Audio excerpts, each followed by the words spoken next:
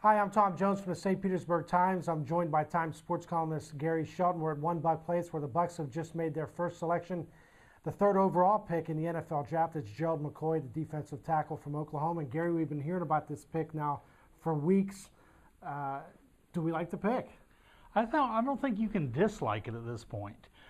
The best thing you can do is go, so far so good. Let's see what happens now. Let's see if he becomes what he's supposed to become. A lot of comparisons were made between him and the Nebraska defensive tackle and Donovan Sue. How close are these guys? Is there a big gap between the two of them, do you think? Well, I think most scouts would tell you that Sue was the better player. He was, as a collegiate, he was a stronger guy. He just smothered the running game.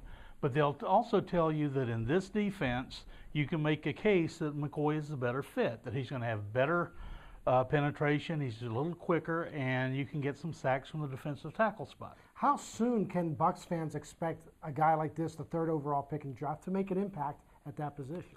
Till about noon tomorrow. I think he needs to start. He needs to start from the first game. This isn't Roy Miller come in as a third-round pick next year. Right now, he is one of the starting defensive tackles for the Bucs, or it's a darn disappointing pick. What struck you when his name was called out? What struck you about his selection? He was just so darn happy. I thought he was Sally Field and Roberto Benigni. He hugged Goodell harder than I've hugged my wife in 10 years. A lot of comparisons Gary made between him already and Warren Sapp. Way too early for that? Of course. I mean, right now, he's not Mark Wheeler or Santana Dotson.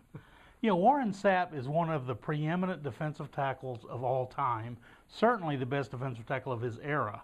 Let's let McCoy make a tackle before we get all caught up in hyperbole.